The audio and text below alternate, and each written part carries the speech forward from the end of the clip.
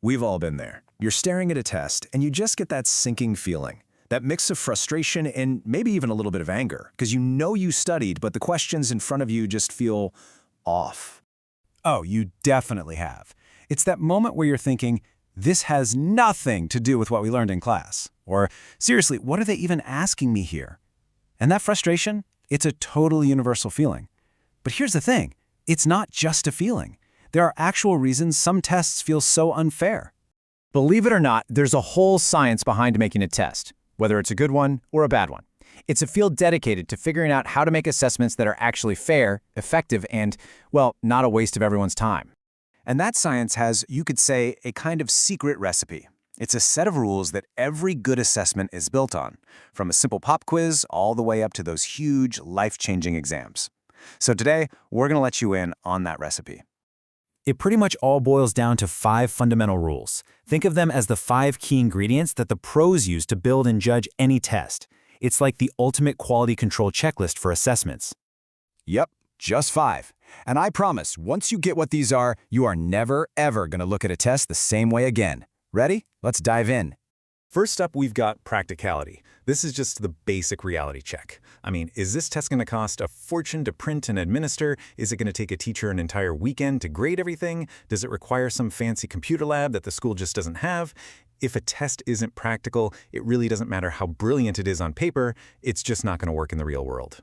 Second, reliability. This one is all about consistency. So imagine you take a test on a Monday with one teacher and you get an 85. Well, if that test is reliable, you should be able to take that same test on a Friday, have it graded by a different teacher, and still get an 85. The results are dependable. They're not just based on random stuff like who's grading it or what day of the week it is. All right, next up is validity. And honestly, this might be the most important one of all. It asks a really simple but absolutely critical question. Does the test actually measure what it claims it's measuring? For instance, if you're testing someone's public speaking skills, but the test is just having them read a paragraph out loud, is that really valid? Not so much. You're mostly just testing their reading skills, not their ability to actually, speak their own thoughts. Number 4 is authenticity. A good test should have some connection to real life, right?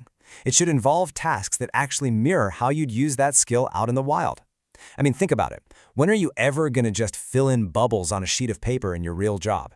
Probably never. But writing an email to solve a problem for a customer? Now that sounds a lot more like something you'd actually do. And finally, we have washback. This is a cool one. It's all about the ripple effect a test has. Does it actually motivate students to study the important stuff? Does it help teachers figure out what to focus on?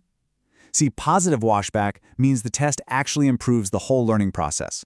But negative washback, well, that's when everybody just starts teaching to the test, and genuine understanding kind of goes out the window. But here's where it gets really tricky. You can't have it all. It's pretty much impossible for any single test to get a perfect score in all 5 of these areas. Designing a good test is always a trade-off, a really delicate balancing act that all depends on what the test is for. And the most common trade-off you'll see is this constant tug-of-war between practicality on one side and reliability and validity on the other. Making a test super reliable and super valid often costs a whole lot of time and money, which of course makes it way less practical, especially for a single teacher in a classroom. Let's take a big real-world example, like the TOEFL exam. In terms of practicality, it gets a low score. It's super expensive and takes a massive amount of resources to develop and grade. But because it's such a high-stakes test, people's entire futures can depend on it. The designers have to pour all those resources into making it incredibly reliable and valid. That's the trade-off they have to make. Okay, so we know the 5 principles now. We get what makes a good test. But what if you had to build one right now, from scratch? Where would you even begin? Well, it turns out that the entire design process is really guided by just 4 simple but incredibly powerful questions. If you can get these right, you're already halfway there. First, why are you making this test? What's its purpose? Is it to place students into the right class, to see what they've learned, or to figure out where they're struggling? Second, who are you testing? What's their age, their background, their skill level? Third, what exactly are you trying to test? Which specific skills or pieces of knowledge? And finally, how are you going to test it? What will the questions look like, and how are you going to score the answers? Nailing down these 4 questions is the absolute foundation of any good assessment. So after this really quick tour of how tests are designed, you're basically leaving with a new superpower. You now have the ability to see right through any test you come across. You've got the toolkit now. The next time you're faced with an exam or a quiz or even some professional certification, you can run it through your mental checklist. Is this thing practical? Is it reliable? Is it actually a valid way to measure this? Do the tasks feel authentic? And what kind of washback is this test creating? Seriously, this knowledge completely changes your perspective. You've had a peek behind the curtain. So I'll just leave you with this one thought. Now that you know what really separates a good test from a bad one, will you ever look at an exam the same way again?